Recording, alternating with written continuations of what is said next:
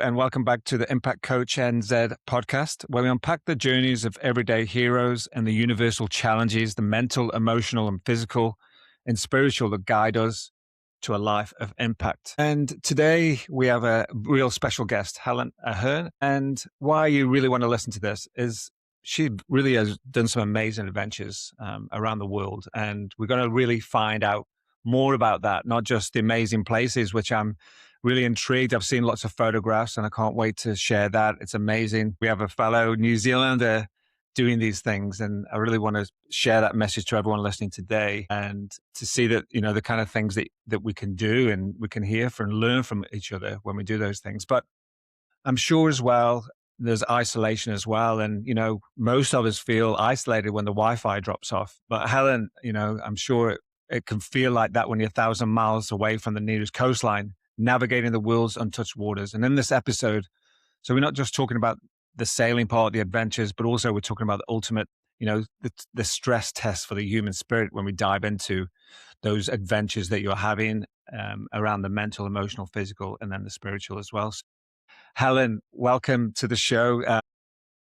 And just for anyone listening, we go way back. And I'm sure, you know, we've got so many different connections in New Zealand, but we actually used to work together, Helen, in Queenstown when we started a brand new school together. And welcome to the show.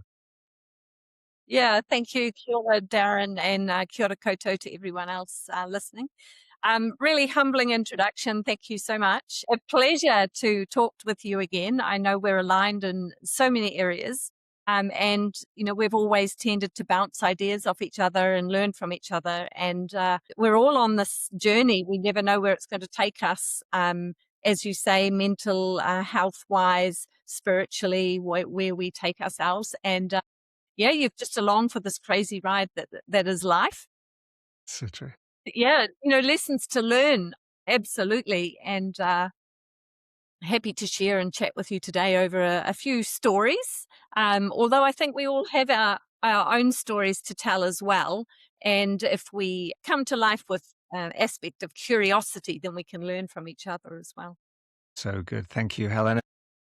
I want to start us off. You know, I'm sure many people are so intrigued, and I want to know a little bit more and deeper. You know, we were working in Queenstown, started this amazing $22 million school, you know, with a handful of kids, you know, and it grew so much. And starting a school or a business is, there's a lot of work goes behind the scenes. You know, I was going to say it's a 9 to 5 job. We know it's not 9 to 5, but, you know, for many people dream about, me included, you know, breaking out of that 9 to 5 job, or, you know, sometimes, you know, work with people and they'll say, well, no, I'm on that treadmill, or I get up, go to work. And for you, Helen, I actually don't know. Like, what was it that, you know, what was the defining moment when you were like, actually, I'm going to jump out of this role, but then also how did you do this? You know, for people listening, like, what was the pathway for that? Yeah. It's really interesting. You know, if anyone who's listening who has lived in Queenstown or tried to live in Queenstown knows that it's the lure of Queenstown and its bright lights and adventure is really something, and it's very tempting. But living there is something else. You know, it's my town of birth. I'm extremely fond of it. I grew up in Glenorchy in a tiny remote community. At that stage, it was gravel road. Avalanches would wash out the road. But what a wonderful place to grow up, you know, come home when the sun goes down, BMX tracks galore, and heightened imagination, I would say, on some of the ways that we would spend our time at the river or in the hills as young children. So, you know, Queenstown had that lure, and I came back down for 5 years for that school and opening of that school. And I would say that along that journey, there was a lot of personal growth, but with that personal growth also became some sacrifice, you know, whether that's through growth as well, when you look at it, but also there were some really hard times. And when you accept a challenge like that, especially in professions, there is a balance to be struck between making sure you're filling your own personal tank and looking after your personal life, as well as chasing that professional drive and wanting to do better for the community around you as well. So yeah, they were interesting years for sure, and it's nice to see that school and the community going from strength to strength.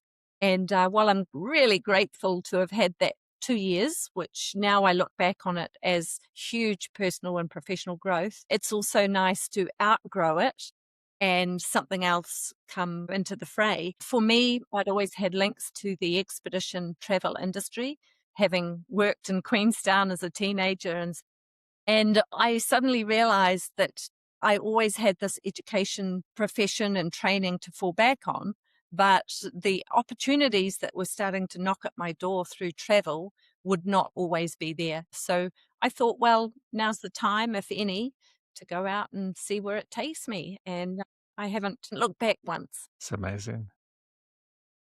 So I kind of hear you were grateful for the opportunities in Queenstown. There's some sacrifice, but then on the other hand, you had some links to, the exploration and with your education background.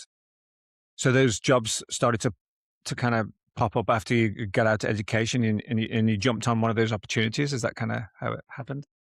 Yeah, that's right. So during my journey in education, I'd been in Dunedin actually for 6 years, teaching my first years at Mornington Primary and then overseas to London, as many people were doing at that time, and came back to Tauranga and then found myself back in Queenstown. The opportunities down there sort of came about because I dabbled in expedition travel, and Okay. that included Africa, subantarctic islands, and so forth. And I've always had a drive for adventure. I like the challenge that it brings physically within adventure sports, but as well as seeing people grow and what others get from being out in nature and feeling small.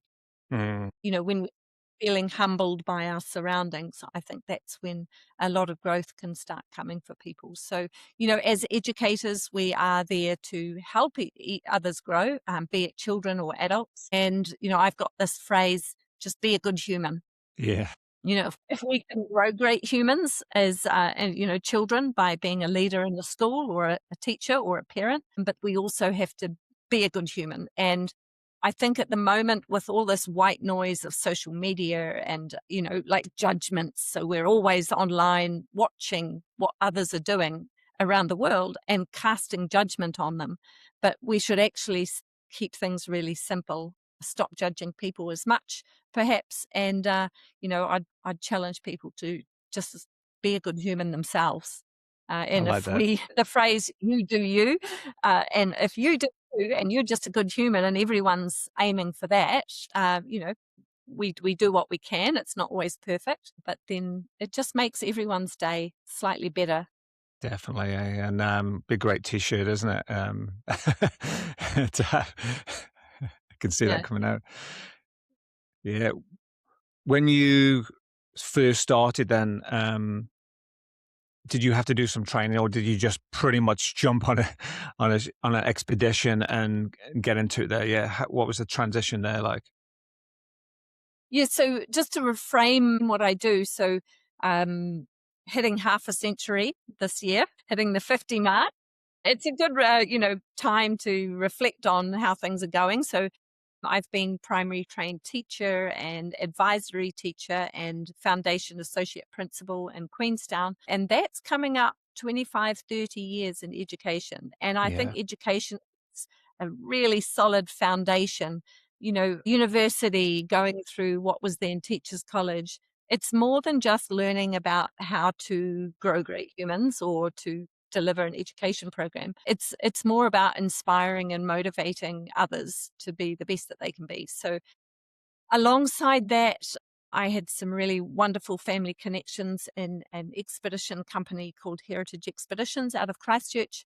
And I started with them in 2004 as a cruise director. Cruise director is a loose term. We were also guiding, driving zodiacs in the subantarctic islands, anything. It was a do all sort of job and a very small team. And we're talking here about the Snares Islands, Auckland Islands, Campbell Islands, Macquarie Island.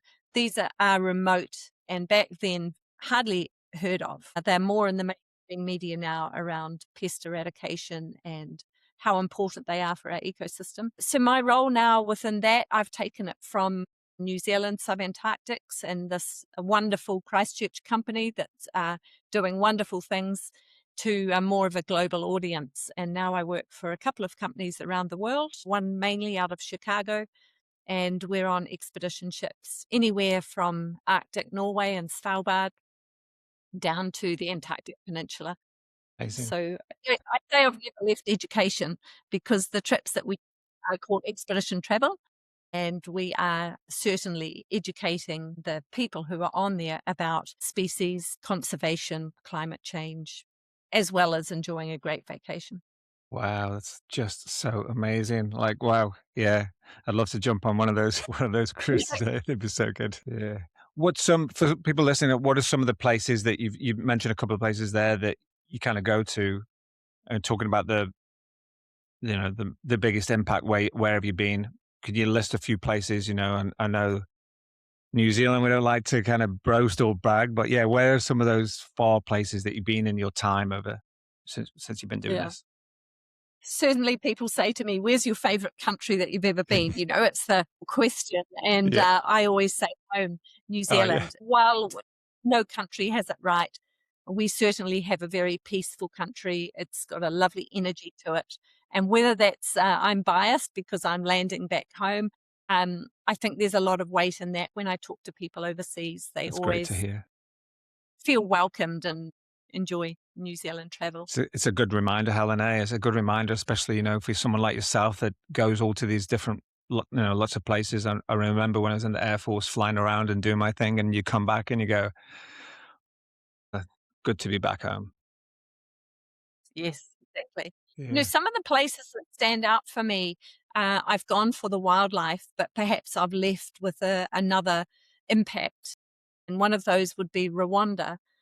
Going to Rwanda, I've had the fortune to go there several times for work to view the mountain gorilla up there at Virunga National Park. And of course, that was our main aim, is to go there, take a small group of guests, hike into the Virunga National Park and spend 1 hour with these magnificent, huge silverbacks and their family, wearing a mask. And the reason why we do that is because they're so close to human DNA that we could easily be a vector and passing on something, not just a virus that we've become familiar with, but any bugs and diseases. So it just keeps them safe.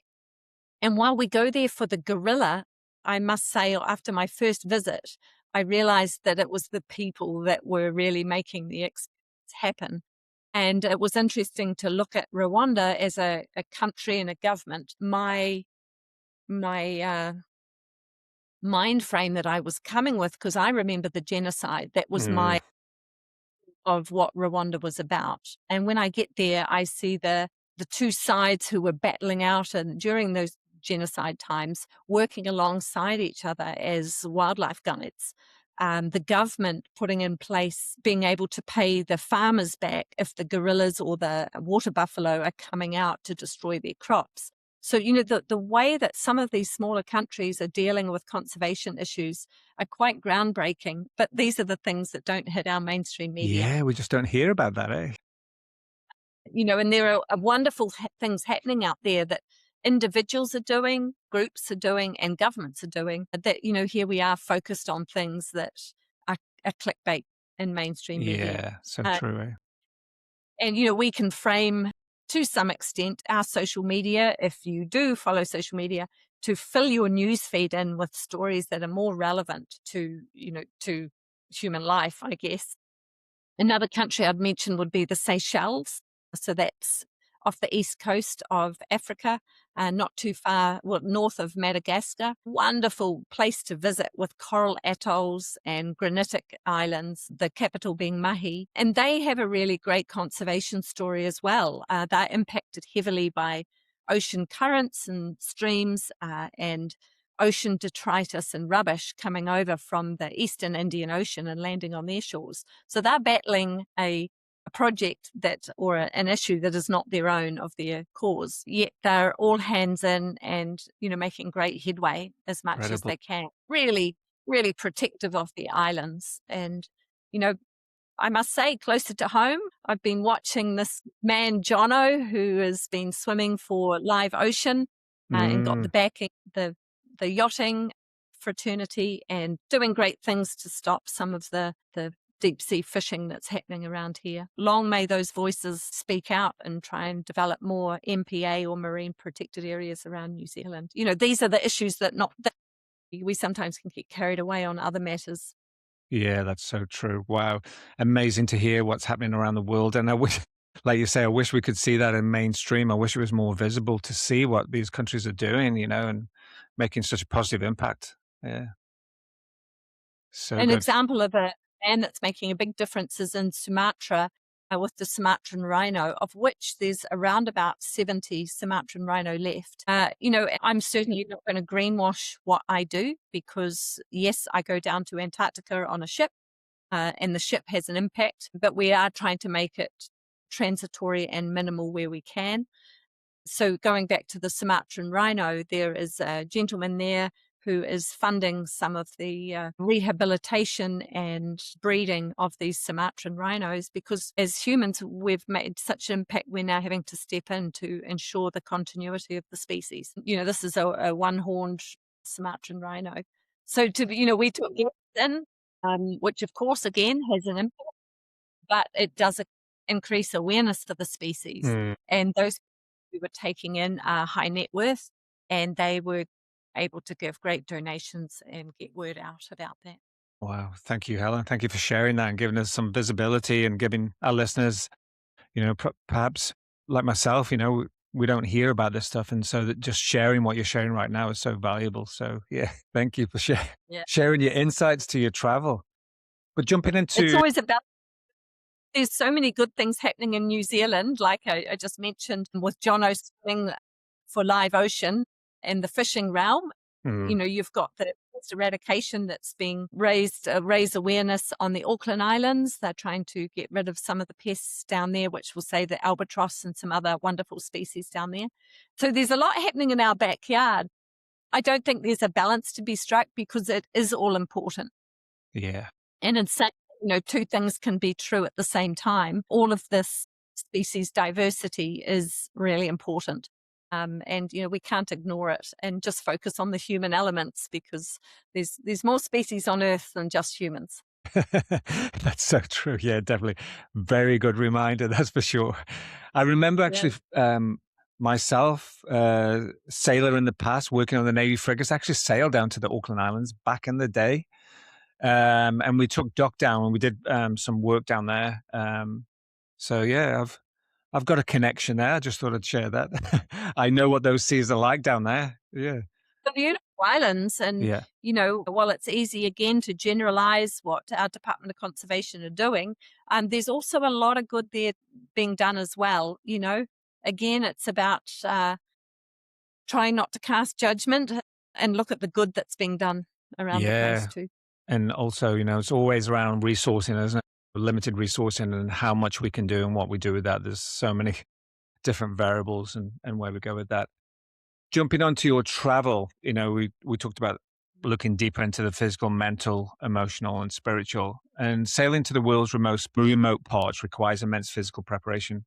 What are some of the non-physical habits, the mental preparation, routine, or mindset that you had to adapt to handle, times of isolation or high stakes? You've got people with you in those remote parts. So, obviously you want to keep people safe. Yeah. What's some of that preparation? And even Well, for your first of upcoming all, trips. on a personal level, coping with airports. No one likes long haul. I don't know anyone unless you're at the pointy end. So, and that sort of brings me on to what it's like to be in these isolated places in a small community on a ship. Sometimes we just have maybe 40 guests on a ship, so it's small, and at other times 200. But Wow. we're still isolated. And it's about trying to get that sense of inner calm and inner peace. Back when I started, we didn't have email or contact really with the outside world. Oh, wow. Now with it's a bit easier. But, even though you've got that connection with far away through email or WhatsApp, in some ways that can provide even a greater sense of being far away. Mm, Just general life, what people are doing in the evenings, going for a walk on a beach, having a barbecue, that sort of thing. And, you do miss that, of course. You're going to savor it when you get back. So in some ways, being that distance away allows you to come back and appreciate it in a different mm. way when you Sorry, Helen. saying that too. What Yeah. when you see that, when you see, I suppose that's the isolation, isn't it? You see the barbecue, like you say, that's happening. What do you do what is it that you do, or what's the mental chatter or that you do to kind of get you beyond, to move you through that isolation? Yeah. I'm probably fortunate I've never been one to have FOMO. Yeah. I'm quite clear on my path. So, I love seeing photos of people Mhm. enjoying themselves because that fills my tank as well. Yeah. And it is what it is. There's so many things that, again, that I can be grateful for Yeah. if I'm in an isolated area that, I've got to remember how fortunate I am to be, in remote Arctic or sailing through the eastern Indonesian islands or something that it's just a brief part in your life and a brief moment in time. Yeah. And the other thing is that can happen while you're away on these trips is life happens.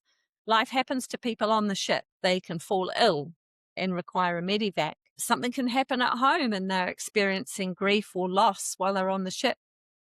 People go into hospital and become injured and unwell at home. So I think that a good background in leadership and the confidence of dealing with things as they happen, and having the humanity around, we're dealing with people with families and feelings, being agile in that to support them no matter what happens. There's a great book called Speed of Trust, Yeah. and I always come back to this. It was written a long time ago. You'll remember the one.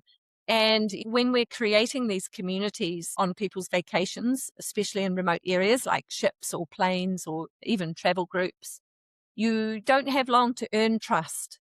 But it's really vital that you build that trust as soon as you can, because at some point you're going to need to use that trust. Yeah. So, looking after people is what we do in education again. And that comes quite easily when you're in these remote places. I would add, though, being alone doesn't mean that you're lonely. Mm. I You are someone that experiences loneliness, then you're going to experience that wherever you are. And, it's important to let that feeling sit and allow yourself to work through that, and get help if you need around that feeling of loneliness, and dig a bit deeper around in that feeling to get the support that you need or understand where that feeling is coming from, because Yeah. there's also some huge benefits in being in remote areas and feeling small and humbled by the surroundings. That's so good. I hear a couple of key things there, gratitude, yeah, we can have those, we human, we can have those different types of feeling. Naming it and being with those is so important, Name it, we can tame it, as in many books. And so, yeah, we know the power of gratitude. And I suppose on your trips as well, the awe and wonder of the everyday experiences that you're going through and the people that you're with as well, isn't it? You're connected with that. And then, trust as well, and how important. Yeah, I read that book. I think you told me to read that book with the teams I was working with, and I know that it made a massive impact on me as well. Of really thinking about how trusting I am with people, or how I develop trust with people, and the deliberate things that I do for that as well. And what an important reminder as well of trusting environment and creating a safe environment as well, and how we can deliberately do that. Yeah. Another good book that I'm enjoying at the moment is James McLaughlin's Habits of High Performers. He's Christchurch based. And a big thing that he says is, in this noise that we've got and everyone's saying everything's important, we need to know, who am I, what's most important, and Mm, work through those and keep those on top. When we're making a decision, they are our guiding lights throughout. But a really good read. I've always been one to read those sorts of books as you are, Darren. And, we find the ones that work for us. And I Yeah. think we come across those ones for a reason because they are the ones that work for us. Yeah, definitely. I love those types of books as well. And thank you for that. WMI. I'm going to take that away from today. It's good. And I think, you can read that book and for a certain time in your life, you'll get what you need. And then you read it again and there's a whole bunch of new stuff in there, isn't it? What you need right there and then. That's the beauty of a lot of those types of books as well. Yeah, no, it's good. That's I have, Darren, is, Kindle or paper book, and I still love a paper book, Yeah, me too. which is I'm paper. really hard when you're a traveler, because I just can't do a Kindle. There's enough screen time. While it would make life easier, I always carry one or two paper books, be it a species guide on whales, porpoises, and dolphins, or a paper novel to just have a bit of escapism. I read a lot of polar history and Wow. of course, exploration books of the world. So they always keep me interested. Amazing. So good. And coming into that physical limits, was there a moment during your voyages or your travel that you generally felt that you're at your physical limit? And I suppose from there, how did you bring in that mental discipline to pull you through that moment? Yeah. Yeah, I think that with age comes wisdom for that. We tend to be able to balance things a little bit easier and perhaps move into an era where you can conserve some energy while spending as much as you need to as well, and just managing that input output. Some of the jobs are quite physical. We are working with zodiacs, so you're driving these inflatable boats with guests on, so you've got physical and communication demands happening most of the day. Yeah. And, that can be tiring. Knowing how you recharge, some people recharge in social situations, and some people just need to, head away to bed early and just take some time with the book, journal, read, contact family, whatever that might be. Knowing thyself. And I think a lot of that comes with age and experience as well. Fortunately, there's got to be Yeah. a bonus of growing older. Yeah, it's a really good one. And often when I'm working with people, it's like knowing yourself, knowing your needs as well. So, sometimes we talk about values, but I think I've gone a little bit deeper level where I talk to people about, hey, what are your needs? And most often people not really sure about what their needs are. And so they'll give them a list of needs, identify those and then what are the actions underneath those needs? And I think what you've said there is like, yeah, knowing yourself is so important. And that can apply to everyday listeners that are working in those jobs, and our business leaders. And when you're going through those really tough, extreme times of stress when, work's full on, our teachers out there, nurses, that there's always those times we've been there. But yeah, I think the wisdom that you talk about now is like, okay, if I could take the wisdom I have now and go back into the teaching, yeah, I think there'll be times where Mm. I might meet those needs a little bit more through that, but I suppose it was a startup, wasn't it? Startup and a school, and yeah, And, some of these things we can be so passionate about them that we tend to put everything else aside. And it's just go, go, go. We're going to get there. And it's relentless. yeah, And that is a surefire recipe for burnout. yes, That's one thing I realized is that at that school, it wasn't sustainable. I could see some individuals under pressure, under stress, and that was flowing into physical health, home health. It was flowing into everything. And I didn't think I wanted to be a cog in that wheel. And you remember switch off Sundays. I really wanted to put in this switch off Sunday. And in that time, I thought it was the right thing to do. But now I'm thinking, it was, to tell people to switch off on a Sunday, which was a strategy that worked for me. yeah, Get out in the hill, go and enjoy outside. Well, that would have worked for me. It may not have worked for other people. So, for them just to have to self-monitor themselves and trust them that they will self-monitor and switch off is everything, but switch off Sunday, I still remember that and through. And saying to people, this is what I need. I won't be contactable on Sundays. I'll be out filling my tank with my people. And, as a leader, walking that walk and not just talking the walk, doing yeah, it, it sets the scene for everyone else and gives them permission too. yeah, But it can be feel quite courageous because sometimes it can feel like you're loitering, not being productive. But now we know that is absolutely productive. Yeah, definitely. What are you noticing in the everyday life? Any other things when you're on the ship, when you're helping others on there in these remote places? Like, how are you supporting that community that's on there through those times? Yeah, we have well, depending on the contract, because I've got my own business now, a small freelance contracting business. We can be a group of up to 18 people from around the world. So we're talking different cultures. We have myself, people from England, Brazil, Argentina, the US, all over the place coming together to form this community. We see each other through everything. We see each other in a really bad day, but you still have to show up, you Mm, know? And it's for a little bit of grace to have a bad day. And, what do you need right now? Do you need space? Do you want me to hang out? And I guess, again, I'll come back to that word curiosity. It can't be joyful every day. We're human. You don't want to have this joy every day at a certain level, because otherwise you don't experience as the highs and the lows. That's part of being human.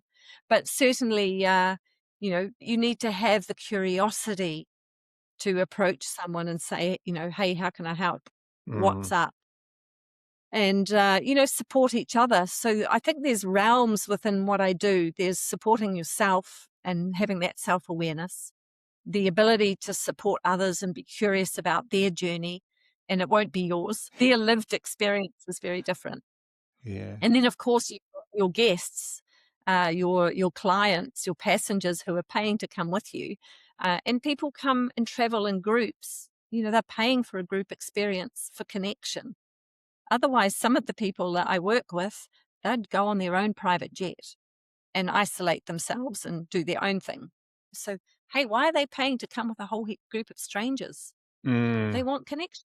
We're yeah. humans. So, how can we facilitate that and help them to feel connected? They're humans. I'm sure they'll feel lonely at times too. So, how do we create this great vacation experience for them? Yeah, that's so good. And come back to Layers that and layers. question.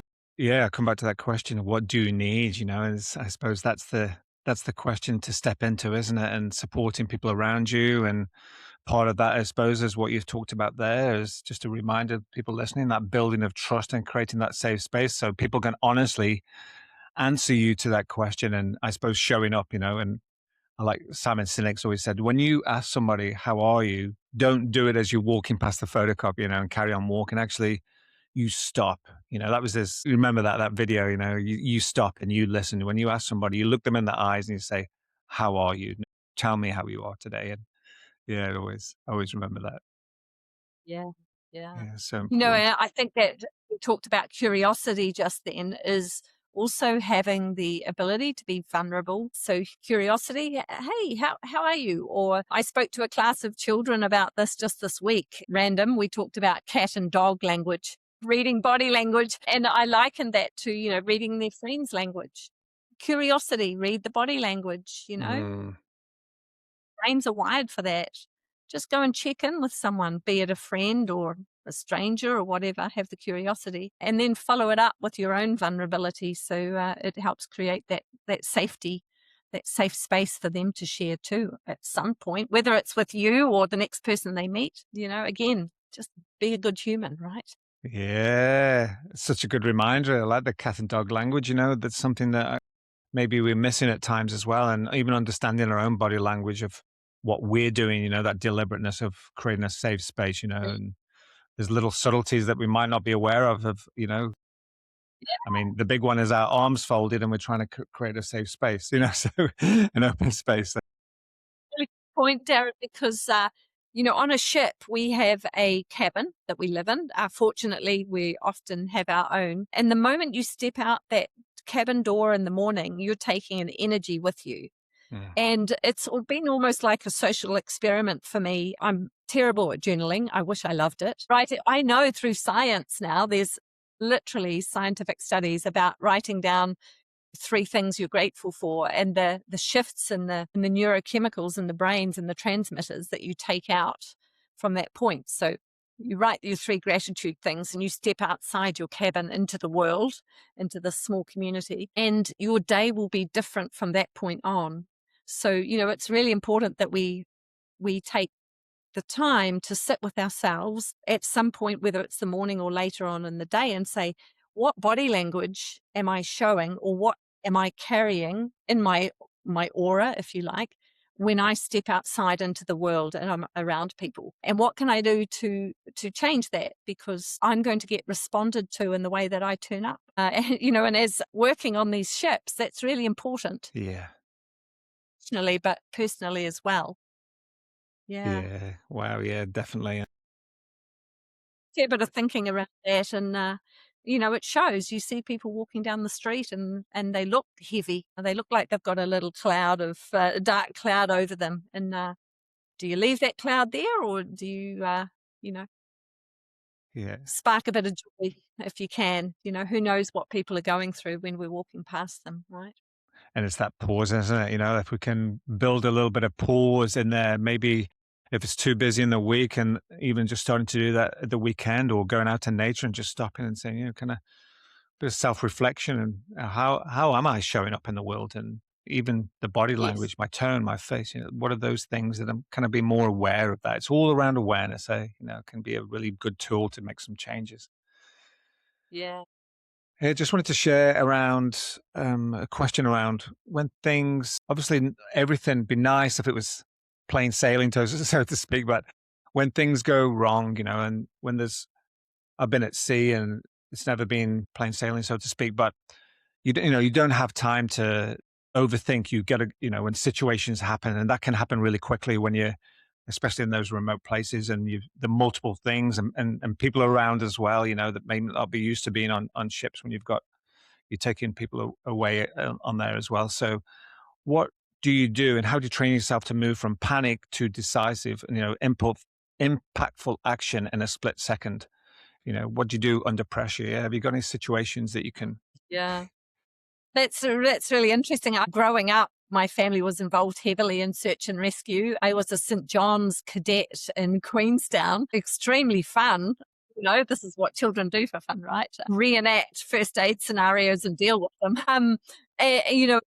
Youth yacht experiences in Dunedin. There was a wonderful tipped yacht that existed in the harbour, taking youth. So I think all of these things in our lives, we learn how to cope with them. Um, and then you come into these situations in real life in your work, and you're having to deal with them. Sure, first bit of training, first aid certificate. To me, that's a crucial baseline that I wish more people had access to. And I would love it if something happened to me, there was someone nearby that had a first aid certificate Yeah. and just knew the basics. And then, going on into psychological first aid, I think is another crucial element. Yeah, like things happen. I think that you've seen a lot more than me in terms of humanity needing support and having to step in there. So while you're dealing with these situations, and all you can do is make the decision using the knowledge you have and what you think is best at the time. So any situations where you can go through a trial and error behind, like what would you do? Giving things a go prior to them happening, but then also having the peace afterwards that you did the best that you could, even if there Mm, was another solution popped up afterwards, post event. That unpacking afterwards is so crucial, so you're not creating blame within yourself of a different outcome. But just decisiveness, while remaining open to other options, I would say. Taking control of a situation as a leader, having the skills to be able to direct, and also seeing those that can help in a situation, and then maybe those that can help in a different way. yeah. Do you feel as though that's been a journey of, through those high pressure and making those decisions in a split second, you can build confidence, you can remain calmer? Do you feel as though that's been a journey in itself? Have you seen yourself grow in that? Yeah. Yeah, I think, every time you're faced with a situation like that, we all process it in a different way, as I know that you know, and that adds to our wisdom as well. So, in that line, something I'm really enjoying doing now is not just leading trips, but mentoring some of the younger people coming into the expedition industry, whether they are just starting out or they're seeking employment or they're wanting to increase their skill set with rifle handling for polar bear safety or Zodiac driving or risk assessment and so forth. And that's an area that's providing a lot of enjoyment for me now. Taking all those lessons that you learn about high risk moments.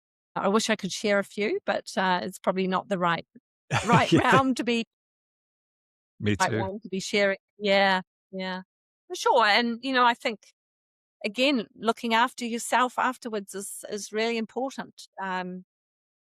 Talking it over with other colleagues afterwards, and making sure that you've got that support, not just in the moment on the ship, as you know, but also at home as well when you come back. And looking back onto the journey that you've been on, this incredible journey and the places that you've been, what is something that you really treasure about that emotional landscape? If we just tap into that for a moment, what are some of the things that you can recall from whether it's emotionally connecting to the places that you've been or the people? What is that like for you? Yeah, Mm. is there anything that you want to share there? Yeah, emotionally, it's really interesting. And I mentioned people feeling so small. We're in this age of humans are all, and we get carried away by media articles and what media tells us is the most important thing right now. But there's a lot more out there, and we can choose what's put out there. I love the moment of landing people in an extremely remote beach with 1,000 breeding pairs of Oh penguins. my So double gosh. that, and the look of awe and wonder on their face. And it is such a human emotion that we all have. Tears on faces, dropping to the knees in amazement. And it absolutely is a life-changing experience for them.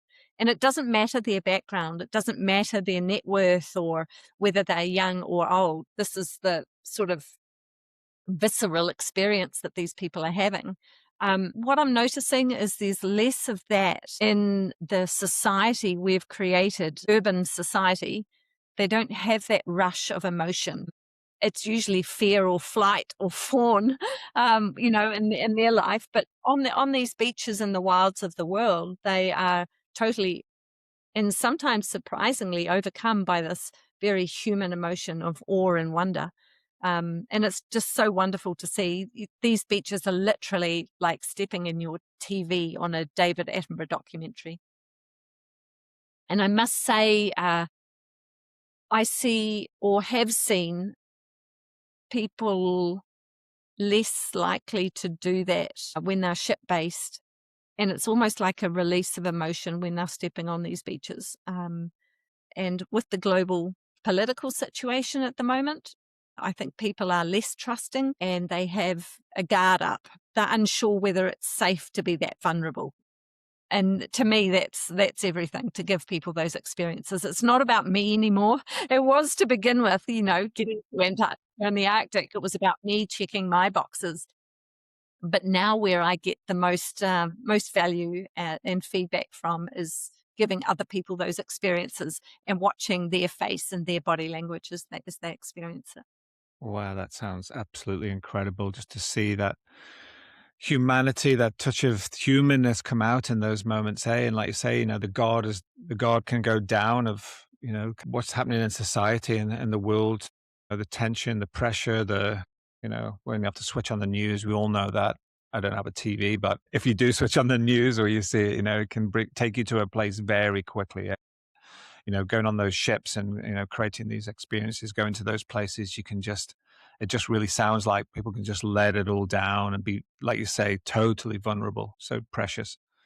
Wow. I'd give your listeners a challenge, Darren, here. And it's something I've been thinking of in the last few days. When you strike up a conversation with someone, Brits are really well known at striking up a conversation about weather. And it's not usually a positive thing. if you're going to strike up a conversation with somebody at the moment in the political situation with all the social media around, what are 3 topics that you'd bring up to strike up a conversation that's not the weather? And how can you choose 3 before you even have that opportunity that are positive or lead somewhere in a positive way? Or, how can you keep it on a positive slant? Because so many things we bring up are, did you hear the news? And it's, Yeah. something heavy or something heavy that's been happening. And how can we spread this little bit more of a positive message around? And it can be quite a challenge. Yeah. Yeah, three ways that you can have a positive conversation about something. So good. Yeah, definitely the weather one. It's a big one, eh? Well, can you give me an example? Like if I just popped down to the mountain, I didn't know you, is there any, what might you say? Yeah. Again, Well, it might be of course, for the mount. We have variable surf conditions, but it might be, wow, the surf's been great lately, and yeah. at least that starts off on a positive foot, Yeah. So because connecting. otherwise, like, hasn't been much surf lately. And straight away you're onto a negative slant there. Yeah. So it's just an interesting social experiment that Yeah. you can try and try to keep that in the positive. It's good. I like it's one to sit with, isn't it? And to see how you reframe, even to analyze what are the latest people that you've connected with, and what did you ask them? How did you connect with them? And if it was the weather, how could you change that? And what might Mm, you say? Just practice it. And can you reframe it to be more positive, instead of the surf's been yeah. terrible lately, but yeah, I- whatever.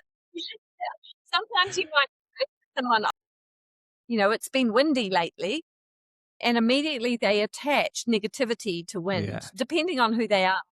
For me, because I'm into kite surfing and wing foiling, windy is a great thing.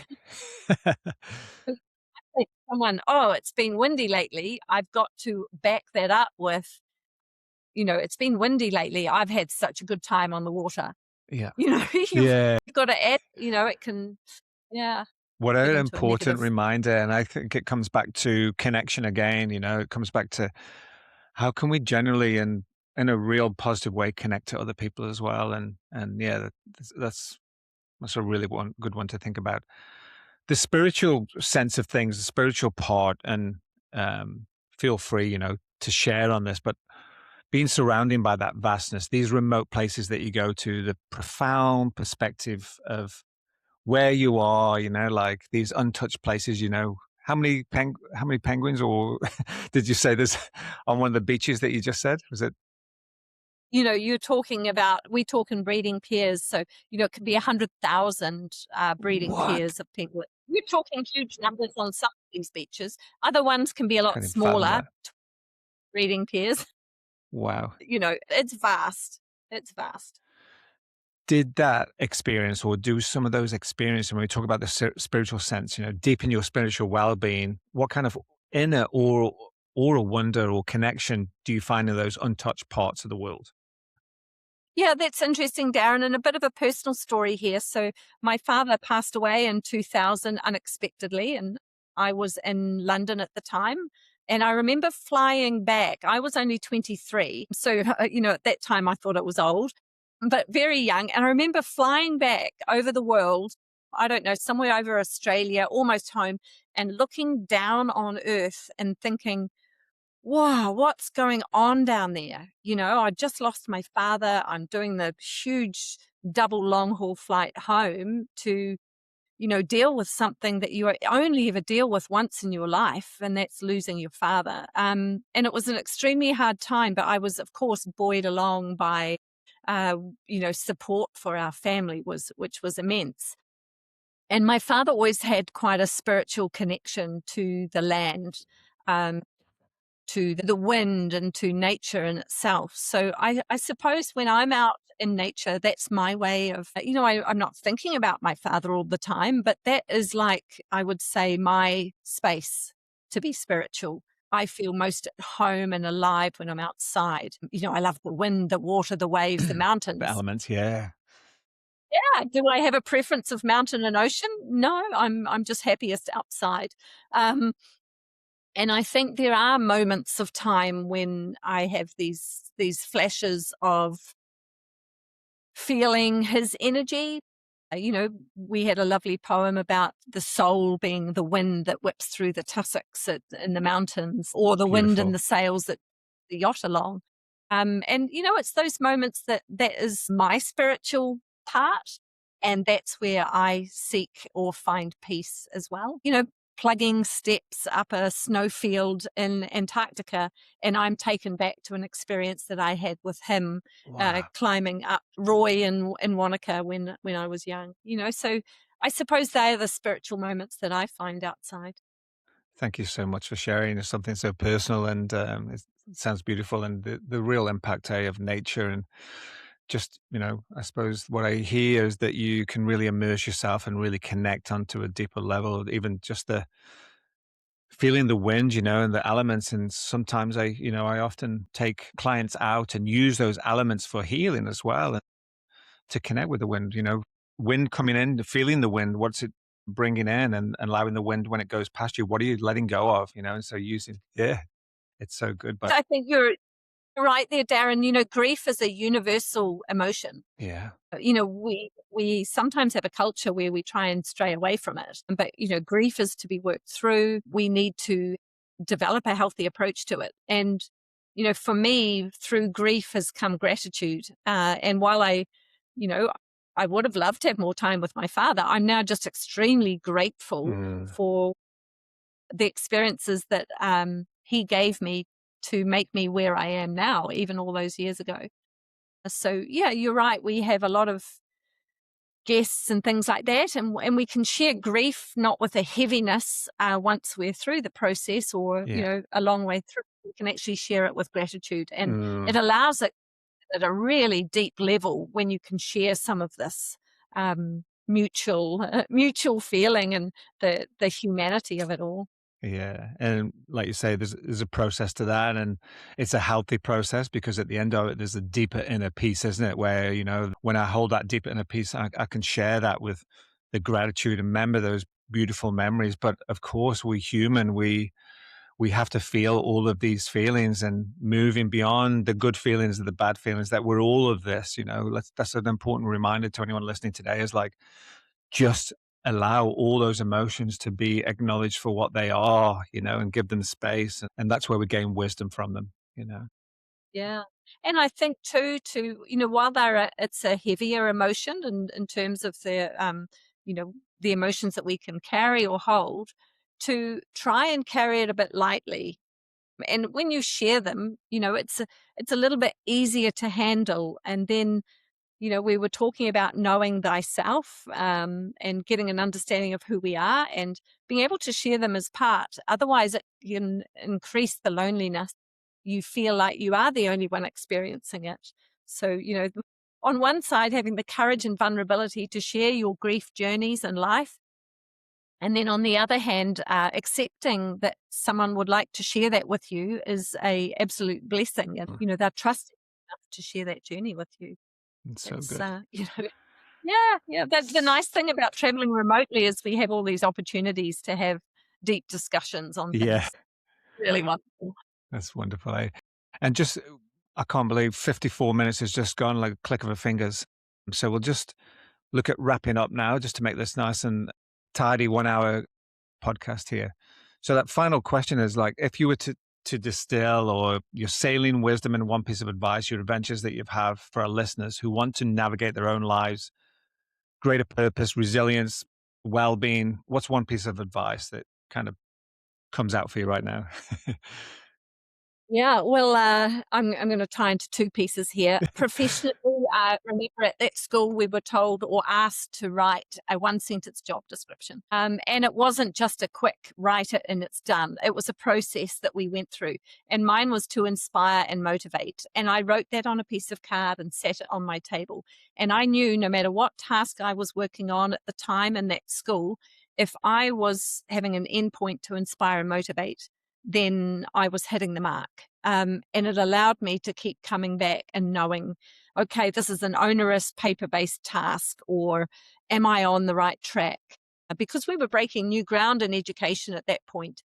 If I could track it back to that, I was on point. Yeah. And leading on that I run a not-for-profit now up in Solomon Islands, Vanuatu, Papua New Guinea, Micronesia, West Papua, taking school books from New Zealand schools, the small readers, and then sending them up to those schools on expedition ships. It's a match made in heaven with the two areas of work that I've been in.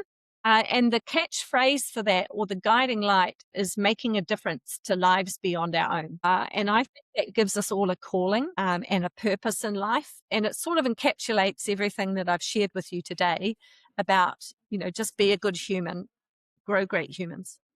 If we can keep the catchphrase in our minds as we go through our day, it really helps us keep us on track, not just professionally, but personally as well. So I'll leave with you, make a difference to lives beyond our own. Thank you. Wow, so inspiring. Wow, and thank you for the work that you do there and what you've started there to make a difference in for those people's lives. And I just want to say a big thank you for coming on today and sharing a, a deeper, a lot deeper into what you do, not just about the places you've been, but your experience. A fellow Kiwi here, and the travel that you're doing, and it's incredible, and I hope the people listening really get it. There's really good strategies to take away from here. We talked about trust, and we talked about deliberateness of things that you can do, and pausing, and knowing yourself and knowing your needs. Is so much that you can take away from just what you've from your experiences and things to do. So thank you, Helen, for just taking this time today and just to come on and yeah, thank you so much. Thanks, Darren. Thanks for the opportunity. It's just so nice to talk with someone about these sorts of things, and hopefully, inspire and motivate a few others. But Yeah. you know, love connecting with people. So if anyone wants to connect, I'm about. And thank you for very much for the opportunity. And what's the best way if someone had a question for you or somebody wanted to help you with your with the books in the is there a place that they can go to? Yeah. Yeah, absolutely. So, two things. There's a Facebook page called Learning Resources for Villages, which is the name of the project. Cool. Love to connect and would be more than happy to connect with anyone on that. And if anyone wants to follow my travel adventures, I share a fair bit through Instagram, and that's a little Kiwi, and with my name on it, Helen Ahern. So, Awesome. yeah, feel free to come Yeah. along on the journey. I'll put the links in the on the Spotify, and it's going to go on YouTube at some stage as well. So I'll put all the links there as well. But thank you so much for today, and thank you for listening to this podcast. And yeah, I hope you found it inspiring and to hear from Helen today. So thank you. Thanks, Darren.